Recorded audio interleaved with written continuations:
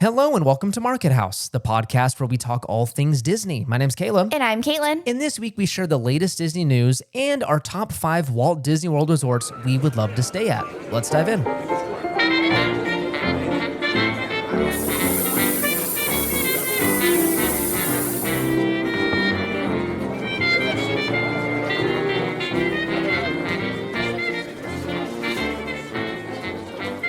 All right, and this is episode number 221. Welcome back, as always, everybody. Welcome back. Here we are. We've done another full day, and specifically the day we're recording. We were the busiest bunch of folks ever, and it feels so different, and we did a bunch of fun things that are different, and I think that's the key to keeping things fresh. Yeah. Because I'm not going to lie, I'm like 30-something going on 80-something. I like my routines. I like staying where I know where things are. You know what I'm saying? Like, okay, the burbs. I know where everything's at. We love downtown Sacramento, but we don't go down there like probably a ton because we just don't know enough to do. Does that make sense? Yeah. So we did something different today thanks to Caitlin. She was like, hey, we should go down to the Midtown Farmers Market. And I said, we should do that. We haven't done something like that. Little did we know,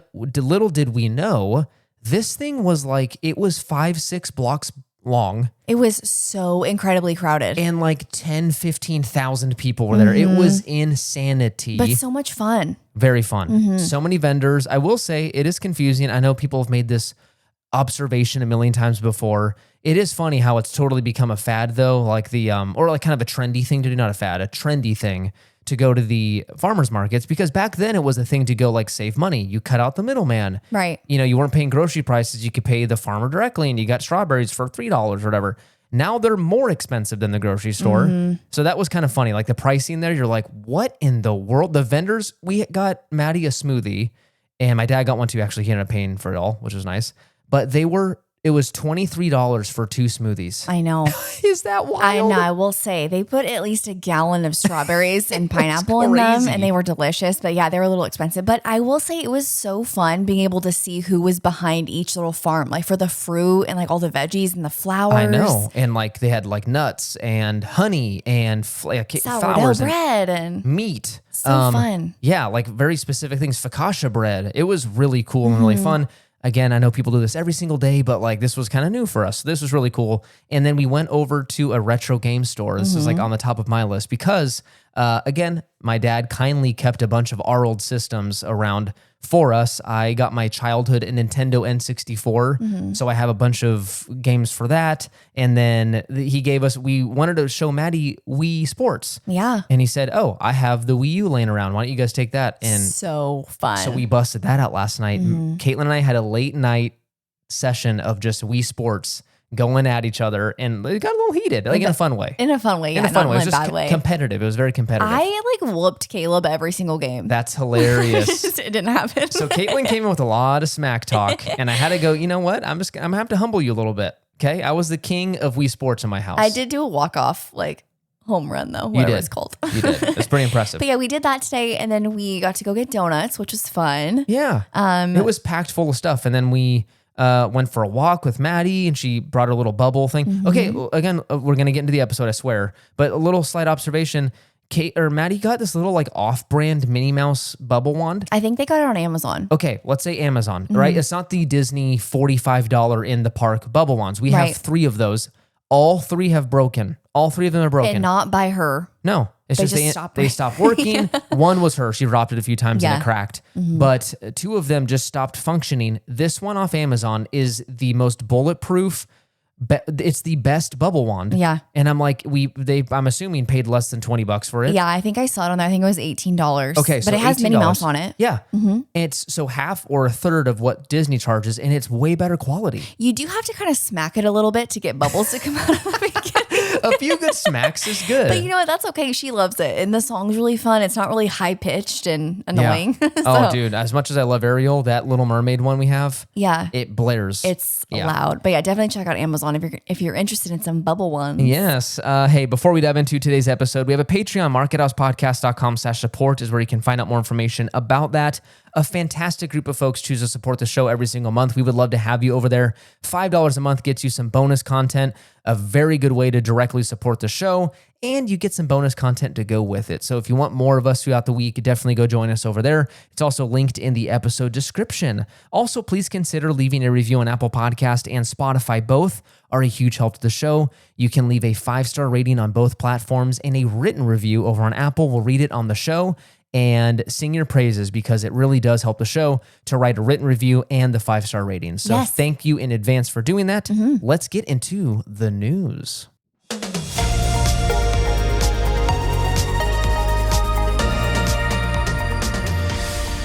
All right, and we are back with a news segment. It has been a bit. I know. I will say, it's like I have a love-hate relationship with the news.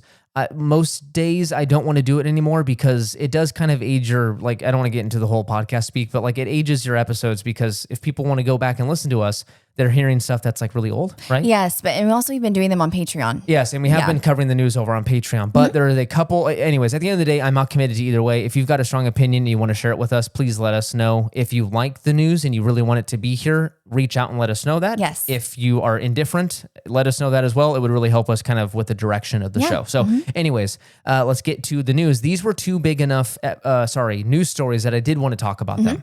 They were big enough to where I thought, you know what, this deserves some time on the main show. So let's go with number one. We've got Disneyland stopping the sales of Magic Keys. Or I'm sorry, not Magic Keys. Whoa, hold on. Don't quote me on that. I was like, what? I read it wrong. Magic Bands. This is wild. Okay, this is wild. Okay, hear me out here. The sale of Magic Bands have ended at Disneyland. They'll continue to sell through their existing inventory, but once they're sold out, they're not going to restock them. Now, as a reminder, this is only at Disneyland. Yeah, only at Disneyland. Disney Cruise Line will still have, they're called Disney bands on the cruise ships. And then Disney World will continue to sell their own. And I'm assuming, I don't think anyone's talked about this, Disney Store online will also sell Magic Bands. Okay. I'm assuming. Disney has confirmed this and said that the functionality throughout the park will not go away. So if you own a Magic Band today and you've bought one, you can still use them to ticket entry and the Lightning Lane access points. Okay. So you can scan them there. It's pretty much the functionality as it stands at Disneyland. They didn't really go all out like Disney World did with payments and all that stuff.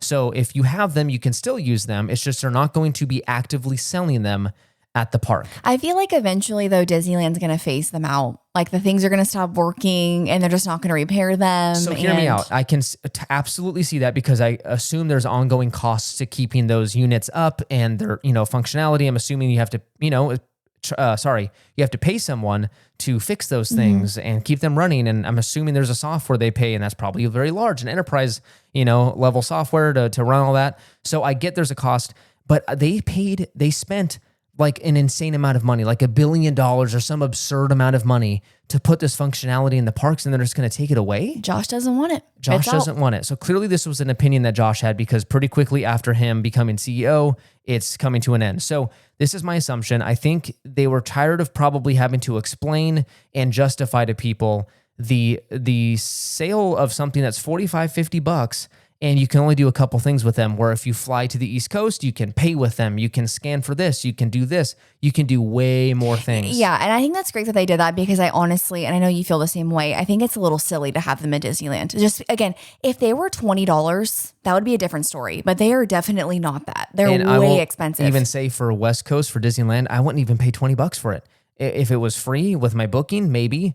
I guess my problem with it is we never used it, and it's not convenient enough for me not to use a Magic Key thing on my phone.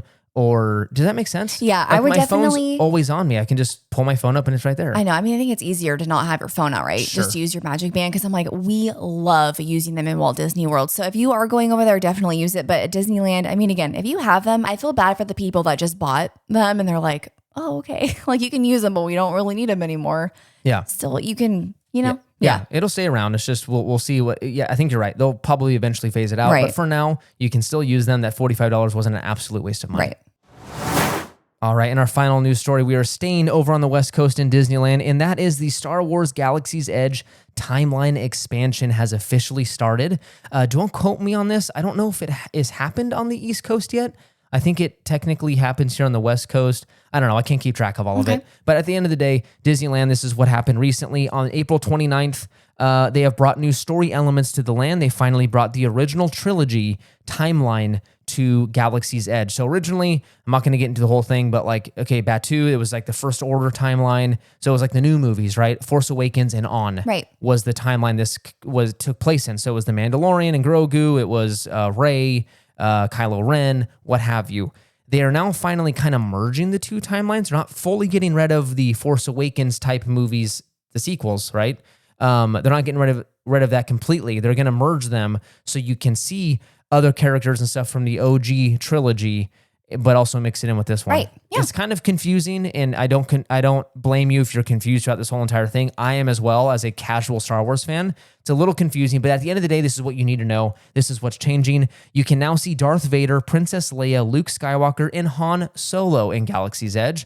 Finally, the Darth Vader meet and greet is going to be moved from Tomorrowland to Galaxy's Edge, and then Kylo Ren will be moved over to Tomorrowland. Yeah, which your brother and his girlfriend just saw Darth Vader Oh, going did through they? Galaxy's Edge. Yeah, Oh it was my really cool gosh. seeing him kind of walk past everything in there. Darth Vader is the probably best movie villain of all of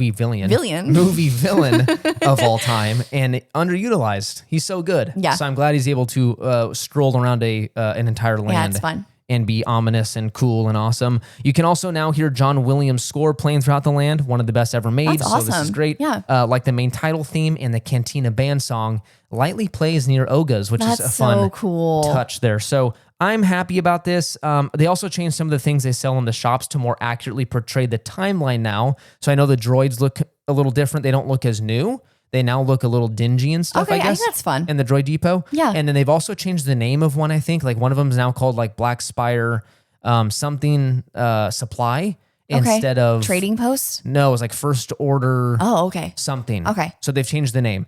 So again, minor things have changed. The main thing being the music and the characters you'll see in the land are now representative of the OG trilogy, which I think from the beginning probably should have been the case. I understand the argument that they kind of want to do, you know, like maybe I get it, like the new phase of Star Wars fans and like make something new for them. Yeah. And Batuu was like a planet that was like, didn't have a, history from the park, so they could do their own thing with it. So I kind of get it, but I also didn't love it. Well, I think they also, and I could be totally wrong on this, but I think they tried to stray away from what Tomorrowland was already giving. So like you could already see like C-3PO and like R2-D2 and like Darth Vader. So it's like them adding them over to Galaxy's Edge wouldn't have made any sense because they would have had to stop immediately over in Tomorrowland. That's a fair point. So I think that's why they went with a new, like, obviously, why wouldn't you do Kylo Ren and Rey? Well, the reason why is because they didn't do as well, and they weren't as critically received. Not in my book. I know. A+. Yes, the one person. No, I cannot be the only person. I know you're not the only person, but I'm telling you, I think the vast majority would rather have the original trilogy. I do agree, though, that it should have been the original just because it's just OG. Yeah, and it's if just we're going to invest billions of dollars into the parks, maybe go with the tried and true versus like they kind of hopefully this works. Yeah, but now you get the best of both worlds. Exactly. They've made the change. Everyone's happy. So go check out the new timeline over in Star Wars Galaxy's Edge.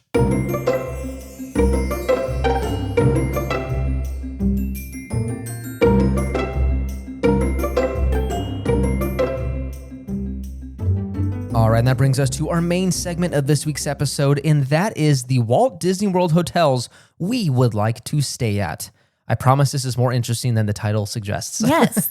Let me tell you what the premise is of this. There are over 20 Disney-owned hotels on Walt Disney World property. That is insanity. Coming from someone from California who grew up at Disneyland, as a kid, 3 hotels seems like a lot. Mm-hmm. They're all different in their own unique way. Disneyland Hotel, Grand Californian, and the Pixar Place now. Back then, it was the Pixar Pier Hotel. Or no, it was Paradise Pier Hotel. Paradise Pier. Dang. So they're all very big and cool, and like it was so unique. Then I went to Disney World, and I saw that it was the size of San Francisco itself. It blew our minds. And seeing all the different hotels and the sprawling resorts. Those are gigantic compared. So our Disneyland brains cannot fathom 20 plus Disney owned hotels. That's not even including the Marriotts and the Hiltons that are technically on property, Right. but Disney doesn't directly own them. So there's way more property on way more hotels on the Disney World property that I'm going to talk about, but we're just going to talk about the Disney owned ones, the Disney ones you know and love at home. So we've stayed at a few of them, but there's plenty more we would love to try. And we would love to try all of them. It's just not feasible probably in a short amount of time. Maybe over our lifetimes we will, but in a short amount of time, we want to try as many as we possibly can. Let me cover the ones that we've already done and they're not going to be included in our list because we've already done them. Not to say they don't deserve a spot. Yeah. Okay? A couple of these we stayed at multiple times. True. Pop Century, we've stayed at once. That was our first trip together as a couple to Disney World. Very fun. Very, very fun. A great resort to start off with. I love Pop. They were actively building the Skyliner. Thank you. I almost said Skylander, like Spyro. Skyliner.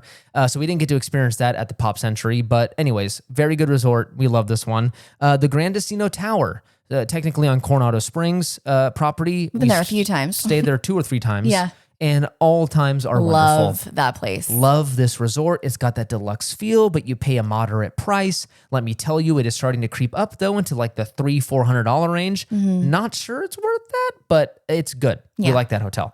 Animal Kingdom Lodge. We've stayed here a couple of times. Amazing. This is my personal favorite. It blows my mind every single time. Joe Rohde just killed it on this one. I love Animal Kingdom Lodge. We were lucky enough to do Savannah views both times. And the first time we stayed in Kidani Village, which is the DVC area. And then the second time we stayed in Jumbo House, which is the main hotel, which was beautiful. It was it's just so amazing. Thinking about it right now makes me smile. Same. And I cannot wait to go there again. I can't wait. I'm so excited. Counting down the days. And then Saratoga Springs, finally. Yeah. This one we stayed in 2 trips ago. This was 2 or 3 years ago. And we liked it. This one, I will say we were a little maybe split on. I think Caitlin enjoyed it a little more than I did. I didn't dislike it. I just didn't love the outdoor. It felt like we were staying at kind of an apartment. Yeah, I thought the rooms were okay, but I loved the hotel ambiance and the location of Disney Springs in being right next to the water. Like you can't beat that. It was beautiful. That was insane. That we were able to walk to Disney Springs. That's Caitlin's probably honestly favorite thing to do in Disney World. Probably over the parks. And then the parks come second, third, fourth, and fifth. So she loves Disney Springs. So being able to walk was a game changer or take a boat. Very nice. And then the other thing that I loved was it was on a golf course. I'm not a serious golfer. I golf once every 2 years, but I like it enough to where that was so peaceful. It's so fun. And walking near it was so nice. It was just very nice. It was very upscale feeling. So I did like Saratoga Springs. Yeah. Just didn't love the style of buildings, if that makes sense. So anyways, those are the ones we've experienced ourselves. Let's talk about the ones we haven't, and specifically the ones that we would love to do. And we only did 5. And we're going to share with you the 5 that we chose in no particular order of the next ones we'd like to try. Yeah. Did I worded that very weirdly. No, it makes sense. The top 5 Disney hotels that we would love to try. An experience. Yeah. In the next, I don't know, let's not put a number on year. it. In the next year. Just kidding. Okay. So if someone has a room we can rent from them because we will not be able to afford anything else. In the next 6 months. Yes. No. In the next, realistically, I don't know, 5 to 10 year timeline. Exactly. These are the 5 hotels we would love to experience. Again, in no particular order. We did not rank these. We're just going to list them out for you. And then we're also including DVC resorts because let me tell you, you can either book them with cash, which I highly don't recommend. It's very expensive. Or you can rent DVC points, which we've done before and we're very comfortable with. We have a whole episode on that. If you don't know what renting DVC points means, go and look that up. We explain it. It's a great way to save money, but we're going to include DVC resorts as well because you can use points, if that makes sense. So here we go. Let's talk about it. Number 1, Beach Club. We've always wanted to do this one. You wanted to do this for a very long time. Very long time. And let me tell you why it has not happened yet. Number 1, there is not an ability to book with DVC here. It's actually at Yacht Club. Okay. Has DVC rooms. Beach Club does not. So you have to pay cash rate either way. And it's pretty pricey. So it's probably worth it. It's just not happened yet because I'm like, I can save money going to stay at Animal Kingdom Lodge. And I feel like everyone I watch on YouTube, they're always at the Beach Club. Dude. Every single person. It is so nice. Yeah. Okay, let me tell you the reasons why I would love to do this. You can walk to Epcot. It's really, really nice. Is that wild? That's wild. You can walk to Epcot. And it's like a pretty walk too. It's not like you're behind a building or something. And we always stay at resorts where you have to take transportation other than Saratoga with the boat and stuff. But other than that, it's buses and that's lame. Right. So walking to Epcot would be an absolute game changer. The best hotel pool on Walt Disney World property. So we've heard, yeah. This place looks wild. It's a water park at a hotel. It looks amazing. Yeah. Maddie would freak. And then, of course, beaches and cream. It's like a tried and true fan fave over there. We have heard so many good things about this. We've seen so many families go and order that kitchen sink thing. Yes. What is it, $87? Is it that much? I thought it was like 40 something. No, I'm kidding. Oh, I don't know okay. how much it is. I know it's an absurd amount of money, but it feeds like So fun though. 5 people. Yeah. Looks a lot of fun. We would love to do beach club. It is on the list and it will happen. I'm going to do that with Ariana next time. Okay. We're going to get the kitchen sink. Get the kitchen sink. She's going to be like, excuse me? 7 gallons of ice cream. Number 2, the Grand Floridian. And let me tell you, I know in a recent episode, we didn't bash on this property, but I we don't just think you were very excited about it. what I said was I just, for the price, for the price they charge per night for this place, it's very expensive. there better be a butler like scratching my back at night to put me to sleep. There better be someone putting on calming music, changing my, giving me a robe every morning. Wow. I don't know if anyone's going to ever do that. Massaging my feet after a long park day. Whoa. They're charging like $1,000 a night. It's almost which like is, Grand Californian pricing. It is. Yeah. And these are the marquee hotels for both coasts, right? The Grand Californian is like the creme de la creme over here on the West Coast. And same goes for the Grand Floridian. Hey, at least the Grand Floridian's updated That's true. compared to the Grand The Californian. rooms actually look half decent. I will say I haven't done the Grand Californian since 2006 or something But like we that. have friends who have done it. Yes, and we've heard nothing but like, hey, save your money for now until they do a total refurb because it's a little underwhelming for $800 a night. Yeah. So, anyways, let's get back to the East Coast. Let's talk about the Grand Floridian. This is the marquee resort. So I want to try it only because it's like the one I saw as a kid in all of the ads. And my friends that would go, they came back saying they stayed at the Grand Floridian. So I want to try it. See, not even for me, it's not even about being the marquee and like the most popular. It's their recent updates and they're like the room. Mary Poppins. I almost said design. What is it called? The theming. The theming of it. The Mary Poppins. Are you serious? And they're so pretty. They're very pretty. I will say, people aren't loving the new, it's Disney across the board. They're not loving the modernization of the rooms. It's kind of getting away from like the theming of the resort, right? That old, like whatever, old Florida money. Actually, it's technically it's kind of funny. It's based off the Hotel Del Coronado in San Diego, which is not Floridian at all. Oh, interesting. Literally looks the exact same. So kind of funny, stealing from California for a Florida hotel. Whatever. Not gonna be too upset about that. But people kind of upset about them kind of veering away from that old whatever theming. But I do like the new rooms. I'm a sucker for just new,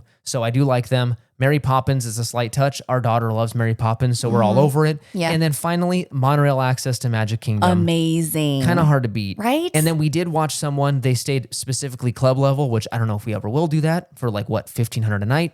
But this person, the view of the fireworks at night, Stunning. You could literally see the castle from her bedroom. unbelievable. Like, I'm talking, you could sit on the bed. That's insane. That's wild. They better helicopter me from my hotel to the Magic Kingdom for $1,500 a night. All right, let's get into our third option here. Fort Wilderness Cabins. I'm going to be honest here.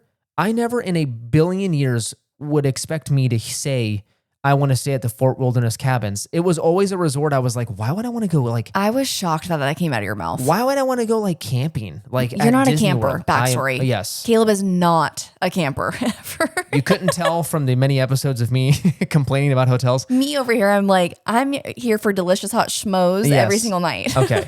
I did not grow up camping. We've gone like 2 or 3 times and I disliked it all 3 times. I don't like being dirty. I love the outdoors. I like walking in it and then returning to the Westin or a nice hotel. Oh my gosh, you sound like a snob. I know how the hell makes me sound. I'm just being honest.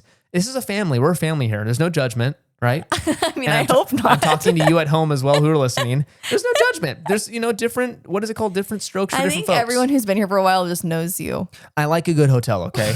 So I'm not going to go back and stay in a tent. I don't want to go back and stay, a very nice RV. Maybe. You can convince me. Oh my gosh. And cabins just wasn't my vibe, especially the old ones. Like they looked really old. Right. And I was like, there was no nostalgia attached to it But either. classic to people who grew up on it. Absolutely. And I'm not judging. If you love them, more power to you. That is awesome. It's amazing. As again, that's why there's a million different hotel brands. It caters to different people. And I totally get it. Different styles, different whatever.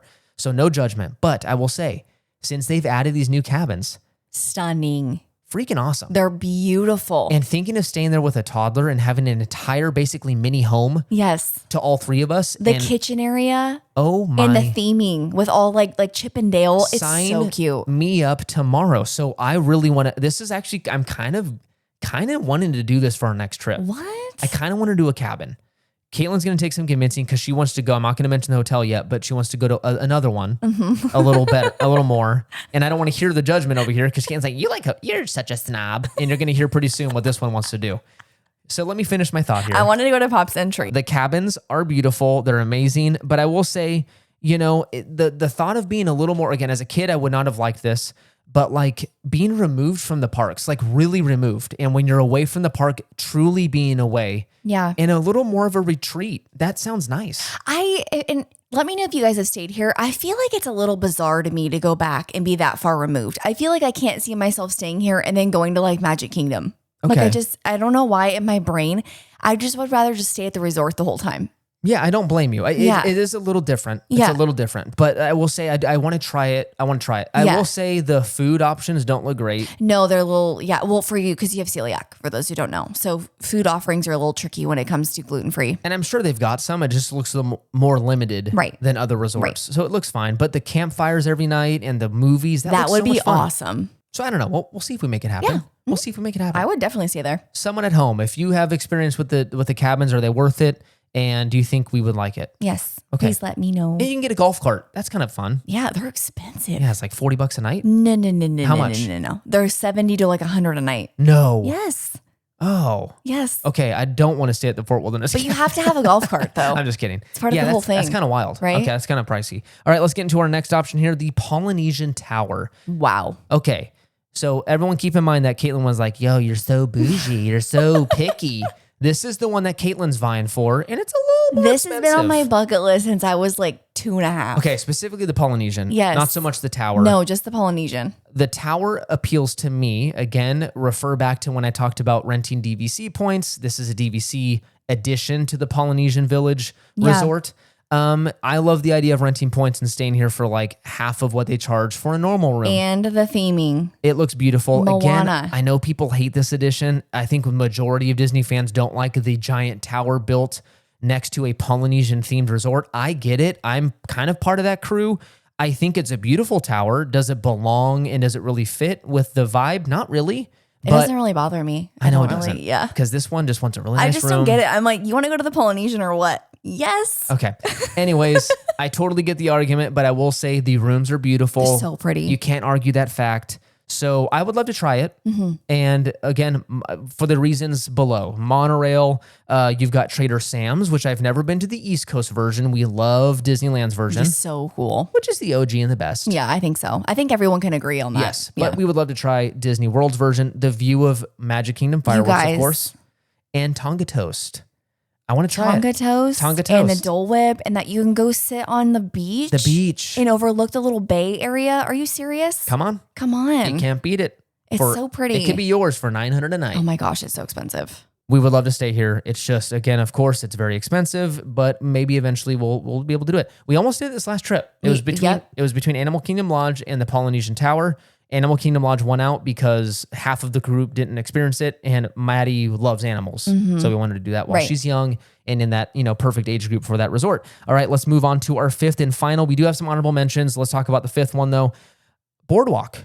Again, another one where I'm kind of surprised I even talked about. I will say we almost stayed here our first or second trip, I think, as a family.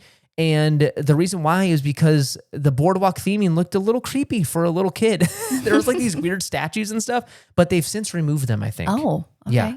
Maybe I might be wrong. I'm not really seeing the rooms in my head, so I don't remember. Okay, so the boardwalk rooms look very decent. I will say they are a little underwhelming when it comes to theming. They just kind of look like a hotel room. Like I honestly could mistake them for a Hilton in Waxahachie, That's kind of hard too, because it's a little pricey to stay there. It is pricey, but let me tell you, I think the reasons why I want to try it is because of the district. If you walk downstairs, you've got the entire boardwalk to your, at your fingertips. We're talking cake bake. Yeah, there's like some great, I know there's an Italian restaurant there. Mm-hmm. I'm missing a ton. There's a lot of things to do. So restaurants and activities to do at night sounds like a blast. Mm-hmm. And it's a walking thing away from your resort, so you're not really leaving. That looks fun. And then also it's walkable to Epcot, which is awesome. I love Epcot. Mm-hmm.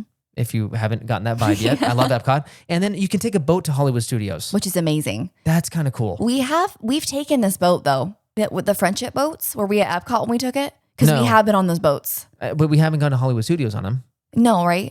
Is that the same boat though? I don't know. Oh, okay. Yeah, I'm not entirely sure. But anyways, there's a boat to Hollywood Studios you can take, and I think that would be a very fun thing to try.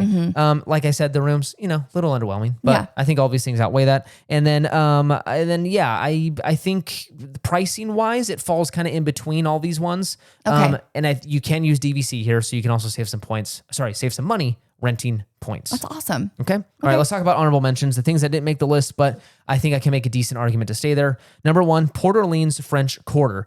Reason why we haven't stayed there, not going to lie, is because for a moderate resort, I wouldn't say it's on the higher end. I'm just saying for a few $100s a night, the rooms don't wow me.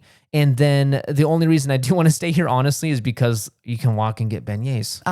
Yes. And that's worth half. And I will say the ambiance of the hotel is beautiful. It's pretty nice.